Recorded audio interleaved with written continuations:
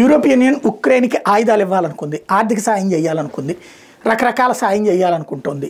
అయితే ఆ మొత్తానికి అదే దాంట్లో ఉన్నటువంటి హంగరీ, నేను చాలాసార్లు ప్రస్తావించి హంగరీ లో ఉన్నటువంటిది ఓ రకం కమ్యూనిస్ట్ గవర్నమెంట్, రష్యాకి అనుకూలమైనటువంటి గవర్నమెంట్, మొదటి నుంచి కూడా అడ్డుపడతా ఉన్నటువంటిది అదే.